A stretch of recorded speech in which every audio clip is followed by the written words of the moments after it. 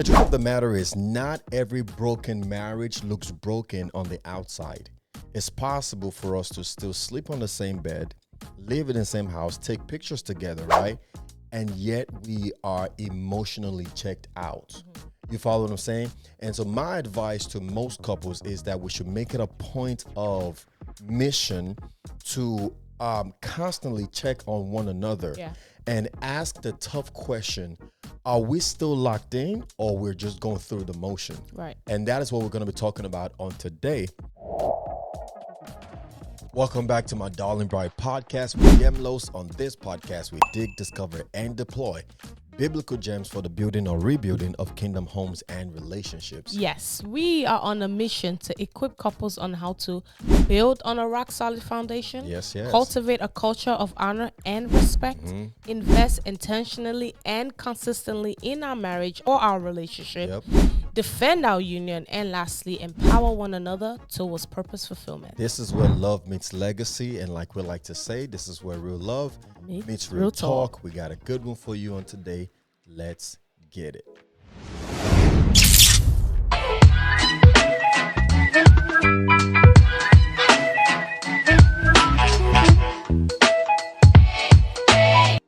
To continue our conversation on today, continuing in the story of Adam and Eve, and we have been covering analyzing, if you will, their marriage, their relationship as it pertains as a case study and as it pertains to God and God's involvement in all of that. We've talked about God's design for marriage, the distance between them, the voices they listen to, absolutely, the fall, the consequences of it, how God still handled everything, and how God came in even after their mess, broken marriage, and how God restores broken marriages. That's what we talked about last week.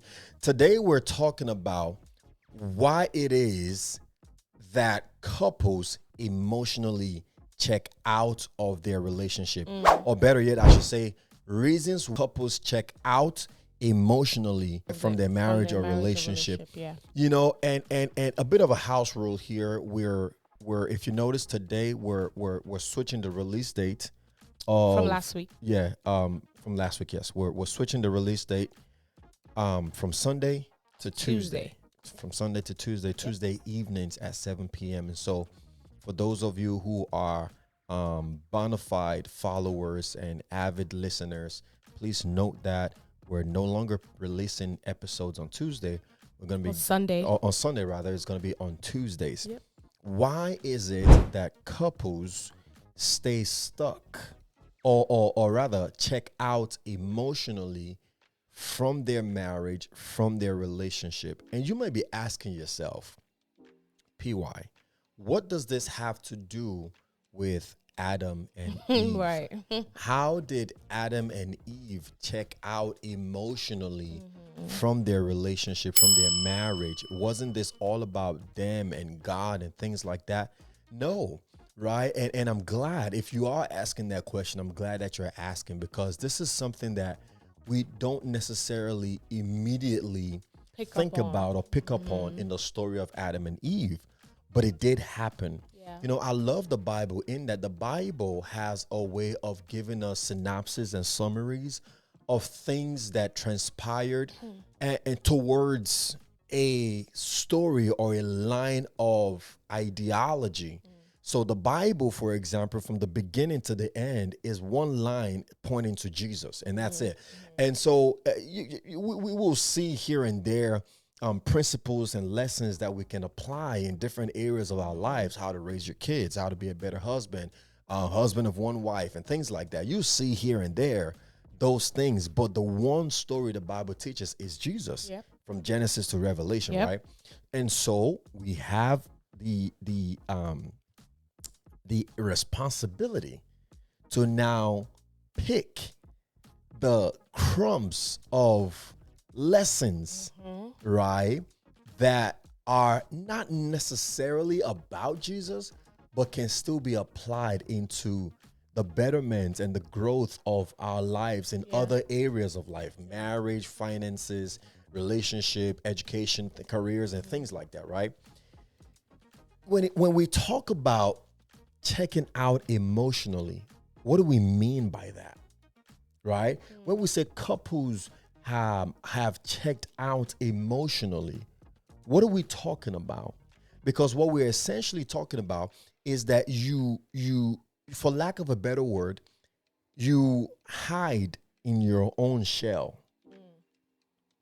You check out and you run into your shell. Yeah, your safe your, space. You know what I'm saying? Your own cocoon, your own, space.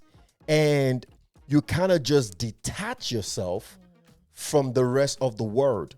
In this particular instance, you detach yourself from your significant other.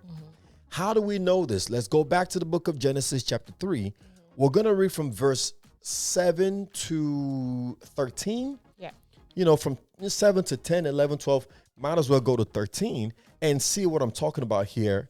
As far as checking out emotionally is concerned. It says 7 says, then the eyes of both of them were open, and they knew that they were naked, and they sewed fig leaves together and made themselves coverings. And they heard the sound of the Lord God walking in the garden in the cool of the day. And Adam and his wife hid themselves from the presence of the Lord God among the trees of the garden. Then the Lord God called to Adam and said to him, where are you? So he said, I heard your voice in the garden, and I was afraid because I was naked, and I hid myself. And he said, who told you you were naked? Have you eaten from the tree of which I commanded you? You should not eat. Then the man said, the woman whom you gave to me be with me, she gave me of the tree, and I ate. And the Lord God said to the woman, what is this you have done? And the woman said, the serpents deceived me, and I ate. You see, my goodness, there's so much we're missing in that simple passage and statement. First of all, how did Eve, your rib, the bone of your bone, the flesh of your flesh, go from that to the woman you gave me? The woman. Yeah. I think it's kind of interesting because it's very hard to see it that way, because when it says, and they hid themselves from the presence of God, right? You would just focus on the fact that they were hiding from God. They noticed they were naked and they were hiding from God. But it's very interesting because God created them naked. So that means he already saw them the way they were. So there was no reason to cover themselves nor hide, because he's the one that created them. You're hiding from the person that made you. What hasn't he seen? Do you understand what I'm saying? But the deeper understanding is even that they weren't just hiding from God. So, right, we know God's factor in this. Let's even just put that to the side. What about the two of them? The two of them, exactly. It's almost like there was some form of shame. And I don't feel comfortable, let's bring it to today's words. I don't feel comfortable, this is my body. This is my safe space. I don't feel comfortable with you seeing me like this. So it's almost like, what did they need to cover themselves up for? That's the idea. And I guess, it makes sense in looking at it as it was a vulnerability that they weren't comfortable having with each other anymore. Absolutely. Whenever we go into hiding, whenever we go into covering up, right, we are... that person is a stranger now. Exactly. We're hiding and we're covering something up from our significant other. And so what does that mean? It means that at the root of emotional blankets, right, or covering yourself up or checking out emotionally, at the root of it is because we want to be closed off or hide ourselves, right? When we emotionally check out, we're trying to put a wall between ourselves and our significant other. Yeah. And even then, even more, you've also, a trust has been broken somehow. Where I don't trust you enough anymore to be vulnerable with you. Absolutely. Or to be comfortable with you. So checking out emotionally means you're not the bone of my bone anymore. I don't see you that way anymore. I see you as probably somebody else. I see you as the way I see everybody else. When that shouldn't be the case for your spouse. When that shouldn't be the case, exactly. So why do couples check out? One of the reasons, if you want to learn from Adam and Eve, is that we feel shame and we feel unworthy, right? We feel shame and we feel unworthy for whatever action, whatever it is that we whatever may have it done. is that caused it. You know what I'm saying? Again, I like to really point out that in the case of Adam and Eve, they didn't have infidelity. That would have been the case in 21st century. They offended God, not one another, but obviously there's consequences that they both suffered in the situation, but it was between them and God, not between Adam and another woman or Eve and another man, right?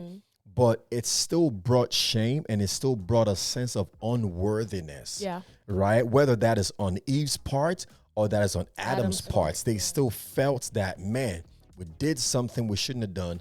And this Adam could say, I'm shameful because my job as a leader was to protect you, was to cover you, and I didn't. And I feel bad for that. I'm sorry, but it doesn't change the fact that I feel shame and I feel unworthy of that. Eve, on the other hand, could say what? She could say, I messed up. I'm the one that caused this. I'm the one that brought the shame to our home. So therefore, I feel one that allowed the devil to come in. You know, I opened the door. I was the weak link. You know, and now I feel unworthy. I feel ashamed. I feel embarrassed that I brought this into our home. And that is speaking spiritually. Now, if you bring that to the 21st century and you look at things that people do, husbands, wives, things they do that causes a dangerous consequence for the family, it can make you feel like, man, I feel ashamed. I can't even open my eyes. I can't even look at you to say, I can't even look at you in the eye anymore because I slept with another woman. Or I allowed another man to flirt with me.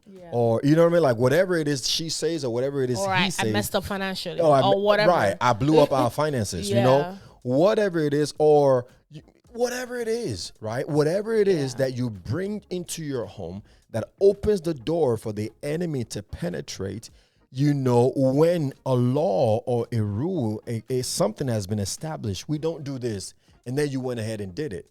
You messed up and you caused this upon us. That can make us feel, you know what? The best response here is to withdraw. It's to hide. Is to check out emotionally. You know, another one I would say, I kind of want to go back to that trust situation because that first point is interesting, right? Because it required accountability from the person that wronged, whether it's both of them or one of them. You know, so it was an inward looking. Do you understand what I'm saying? But then even with trust, it felt like a trust was broken amongst them from the beginning. That's when the blame game came into play.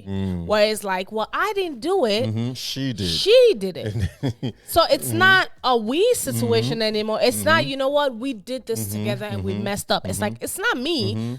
The woman you gave to me did that. A trust has already been broken for you to throw your woman under the bus. Hey. You know what I'm saying? Hey. A trust has already been broken for you to throw your spouse under the bus. You know, if something bad happens, regardless of who was at fault in a marriage, in a relationship, you guys are supposed to, if you're really in a partnership, you're really in a oneness, whatever happens to both of you. It's not just one person, regardless of, even if I'm the one that did it, it's at the end of the day, we both would have to face the consequences of that. But there was no more oneness after that. So a trust was broken. It was, I ain't do nothing. I was actually listening to you. She brought the apple to me. You understand what I'm saying? So that trust that was broken, and a lot of people check out a lot. When a trust is broken, they don't feel like this is a safe space for them anymore. They don't feel like this is somebody I can rely on, somebody I can say, okay, I trust with my life. No, because you can give me the apple we're not supposed to eat. Absolutely. You understand what I'm saying? So trust being broken is another reason why people get emotionally checked out. And I like that you brought that up, because that, in my mind, I'm thinking, bringing it to today's word and in 21st century or whatever, you could in Eve's case, what she did was she did one thing that like messed a lot of things up, right? Yeah. In our situation, you could say, well, it's only one thing. I could forgive that. But I like to put it as like a repeat offender. When you just continually do things that just proves to me that I can't trust you. Yeah. It causes me to check out emotionally. You know what I'm saying? It's that idea of, because giving grace or operating in grace, you can't lose trust from one incident unless it's a... Right, I was going to say, because, people have their deal breakers. Yes. People sometimes have the one thing that it's like, bro, you do this one thing, forget about it. I guess that's where me and you are maybe different. I know, I get your point, right? My thing is, when is your significant other? Anybody else, then sure. I don't trust you, I don't trust you. One and done. One and done, that's it. But when is your significant other? Again, you are right in that depending on what it is. No. I want you to finish the statement you were making before. No, what I was gonna say was, I am I'm leaning more towards a repeat offender. In other words, you've done it the first time. I said, don't do it again. We've talked about this, blah, blah. You do it again the second time. You do it again the third time. Then I'm like, you know what I'm saying? It gets to a point where you just keep doing it that I just don't care anymore. Yeah. Right? I just I just check out, because in the beginning, when you do it the first time, the second time, the third time, and I'm still angry and I'm yelling and I'm saying, don't do it. We talked about this, blah, blah. Oh, those are all emotions. I still care. You know what I'm saying? I still care. But when you've done it to such an extent that it's like, you know what? A little more. I can't even get angry. I don't even have it in me to course correct or whatever. Just you go, at that point, it shows that you no longer trust that person and you're just done with it, right? We begin to check out emotionally in marriage when we have a significant other who is a repeat offender. He just keeps doing it. She just keeps doing it over. Keeps hurting the you. Same spot. You know what I'm saying? And now you just get numb to it. Yeah. The Bible talks about how a fool will keep going back to their folly. They keep going back to the things you tell them not to keep going back to. Yeah. And you know what? Silence is the best answer for a fool. You just say, you know what? I ain't got nothing else to say to you, man. But then the silence there's repercussions for that silence. Absolutely, The silence is not just to be quiet. It's like, all right, I'm pulling myself out of this situation. You're bottling up the emotion. Slowly but surely, And that leads me to my next point as to why couples check out emotionally, right? We check out now, go back to the first one, shame and feeling unworthy, right? Yeah. How we ensure that doesn't happen is by creating a safe space for vulnerability. Safe environment, yes. Right? Allowing enough grace to say, you know what? When it comes to me, you have no shame to feel. Yeah. You have no unworthiness. And sometimes we need to reinforce that understanding. Yeah. Reinforce that posture. You have no shame when it comes to me. That's number one. Number two, we fix that also by engaging in the spirit of oneness. We did this. Yeah. It's so much better than I did this. You can't and you don't have to carry the burden by yourself. By yourself. You don't have to carry the guilt by yourself, right? And then that idea of repeat offender, stop it. Grow up. Yes. Grow up. Take some accountability and look in the mirror and take just responsibility. Stop. Exactly. Fix it. And if you need therapy, go to therapy. Yeah. If you need prayer, pray. Yeah. If you, I mean, we were watching a movie the other day, right? It was a limited series show, right? It didn't end up the way it should have, but in the movie, they were part of a community, a cult, if you will, where they didn't have any relation with the outside world, right? And so that means no phone, no texting, no calling, none of that, right?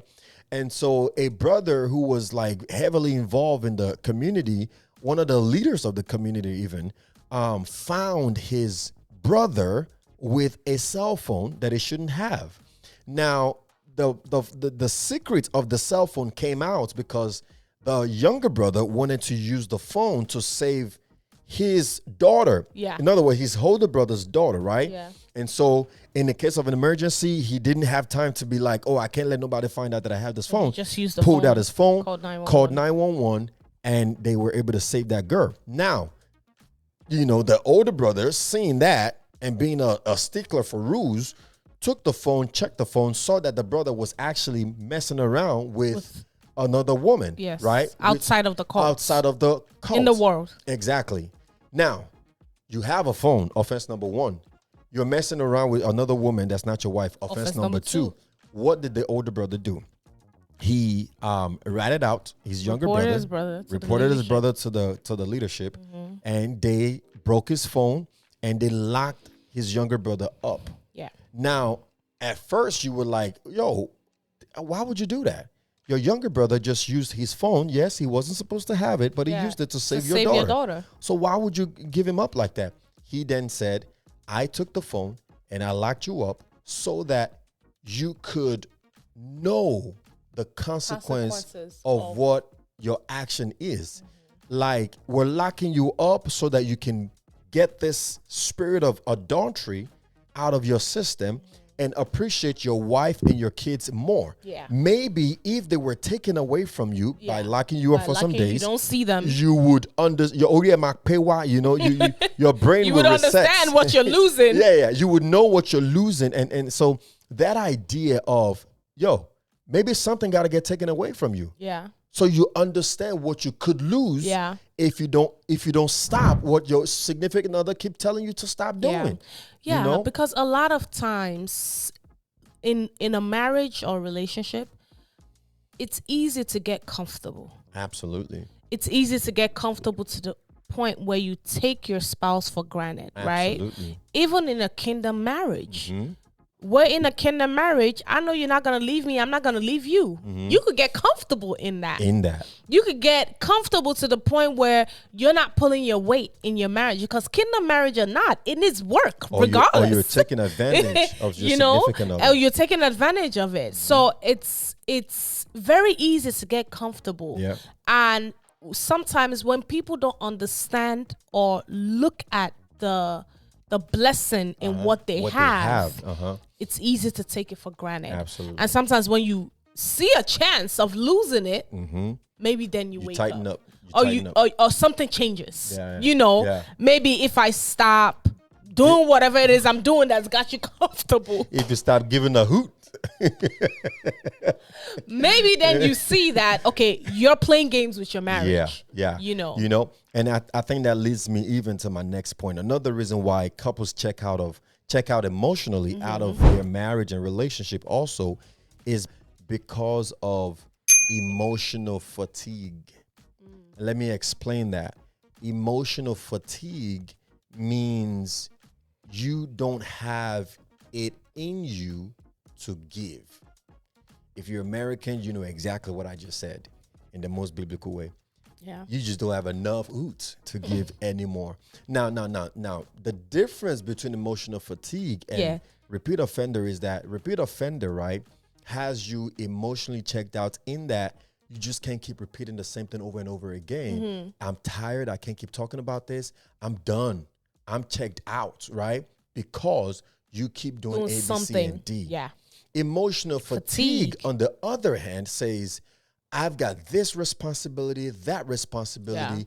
I've got the kids. I've got the house. I've got so this. Much it's just so overwhelmed. It sometimes doesn't even have anything to do with your significant other. Yes. It's just you are just drained and tired, and you have no more emotion to give anymore. And this is still a marital problem because absolutely we are of the mentality goes before roles or goals over roles. What does that mean? If we have something that needs to be accomplished in the house, there's no label to it that says it has to be the wife or it has to be the husband who gets it done. Yeah. It just gets done. Yes. That way, one person doesn't feel like they're carrying all of this responsibility by themselves. Yes. Now, it could cause hatred, frustration, and emotional checkout when you just feel like you are doing everything and they barely do anything. Yeah. And so whenever they do something, you just don't care. Yeah. Like, I have to worry about the kids. I have to do this. I have to go to work in the morning. I have to do so much. Like, you are the last thing on my mind. Yeah. And the nonsense you're doing is the last thing I have to worry about. I have time or even the emotion to worry about right now. Yeah. And so you have this emotional fatigue because life is just lifing. Yeah. You know? Yeah. And that could cause somebody to check out completely emotionally. Yeah. Now, as a significant other, what are you supposed to do to help in that case? I mean, you said it in the statement when you said goals over roles. Yes. One thing I've noticed in today's society or today's marriage, let me say that, we have a lot of people that understand that concept, right? It's different from like the older generation where it's like we understand roles that we're to play in our home because it keeps the order and the structure going. But there is partnership and balance as well. Yes. So therefore, you don't have the wife taking care of all the responsibility of the homes and the children and all of that. You have the husband stepping in that aspect as well. You also have the wife not just being a stay-at-home mom, also working and helping to contribute to the financial state of the home. So there's balance in what it is we're doing. Like you said, if we have a goal to achieve, even if it's like, oh, this is something the woman is supposed to do or the man is supposed to do, when we come together and join heads, join hands, join partnership or whatever the case may be, and we achieve these things together, it makes it easy and it releases the pressure off of one person. So the spouse, what the spouse can do is we need to get together and actually work together for the betterment of the home. Absolutely. And a lot of families in today's society, they understand that for the most part. But it's really what helps in that aspect where it's not one person that's carrying the weight, even for the man. He's not carrying the weight of having to hustle and bustle and all that kind of stuff anymore because there's partnership at home, you know. So and I feel like that helps in with that specific pointer where it's like we can come together and work together in every aspect, in the home, in the career, in everything. We can actually join hands and hands together and work together. I love this Nigerian man that I know in he's on social media. He's in London, right? He works night and his wife works during the day. And this is typical for a lot of immigrants in America or London or wherever they're, Canada or whatever, right? And the man was on social media one day and he was frying fish like in bulk. And he was frying fish and he was live. And somebody was, you know, kind of commenting on the live session and they were, I guess, making jest of him or making fun of him like, oh, big man as you out here in London frying fish. And he just laughed at the guy. He was like, where you at again? And the person was like, they're in Nigeria. I was like, oh, okay. Stay there. All like, right. Hey, people like you need to stay in Nigeria. Because he was like, my wife works during the day. I work night. When I come back, my wife is leaving. What we're not going to do is for me to come back home, right? I have about an hour, 2-3 hours to spare, go to sleep, and leave these responsibilities for my wife to come back to and do when I can help. So I don't have a problem going in the kitchen and frying some fish. To keep that we're all gonna eat. You know what I'm saying?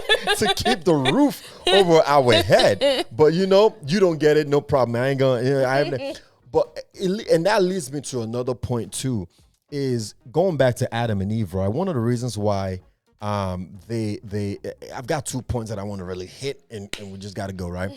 But one thing I saw happened with Adam and Eve was they lost their sense of pride and purpose. Yes. You know, Adam was created and God gave him a job, you know, a responsibility, a purpose.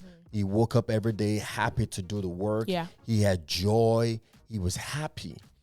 When he got kicked out of the garden, he lost his job and essentially lost his purpose. And the thing that gave him joy, you know, and I feel like sometimes when we find ourselves in that place where we don't have a sense of purpose anymore, we don't have a sense of pride, like something that I'm proud of doing anymore, we kind of just check out. Especially for the men.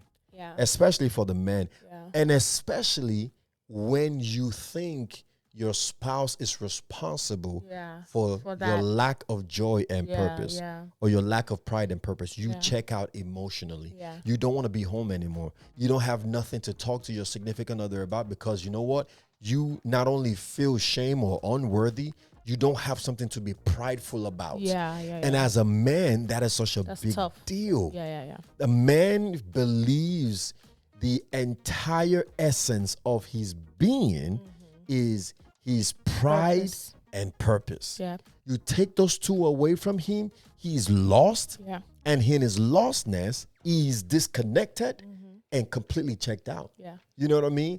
And then lastly, why? And so what do you do as a solution to that, right? Find joy in something outside of yourself. The Bible talks about how the joy of the Lord is our strength. I think a lot of times we want to be responsible for our own joy. But we can't be, because what you are describing is actually happiness. In other words, if something can be taken away from you and you lose joy over that, it was never joy to begin with. It was happiness. You were just happy to have that. They take that, then you're no longer happy. Then it was never joy. Joy is something that comes from God, and it stays with you. Joy can never be taken away. You know what I mean? And then purpose, again, you're looking inward for purpose. When you look outside of yourself for purpose, you will always have purpose. If your purpose is God, if your purpose is Jesus and the advancement of the kingdom of God, it can never be taken away from you. And I think we need to just restructure or renew our mind concerning that. And then lastly, number whatever point reason as to why couples check out emotionally of their relationship and marriage is something that happened recently between me and you that is so powerful and pertinent and relevant to this discussion, right? I wasn't privy to this. No. We went to a restaurant, and we were talking, me and you, just us alone, right? Okay. And you sat there and you said, this is something people don't do anymore. And I said, what? You said people don't come out by themselves to, go out on dates and just enjoy time alone by themselves. It wasn't planned. It was just random, right? And I said, no, it's not because they don't do it anymore. And then you were just kind of just talking about how, since we've met 16 years ago, we've been doing that, and today we're still doing it. And it's just something that just never got old. And I said to you that it's because, number one, that's the foundation of our relationship. Number two, we're not looking for something outside of this. We have contentment in this. It's not the most glamorous thing to do as a couple. Neither is it the most dull thing to do as a couple. It's just perfect. And it's everlasting in that you can keep doing this forever and it will never get old. You know what I mean?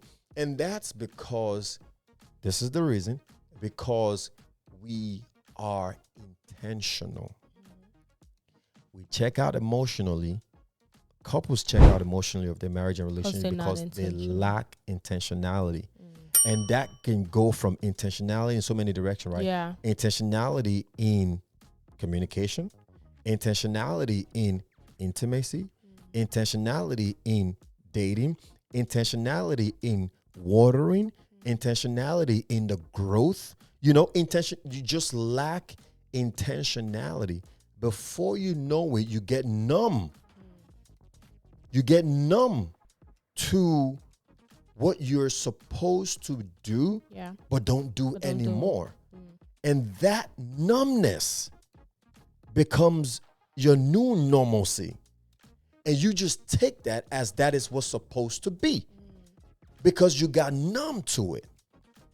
Because you lacked intentionality.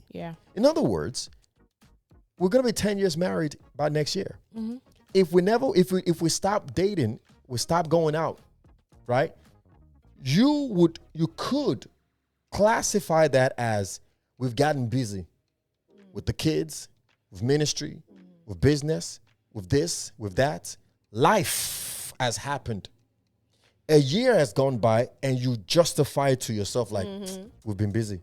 2 years has gone by. 3 years. Now by the fourth, fifth year, trying to go out on a date feels forced. This is not what we do anymore. Yeah.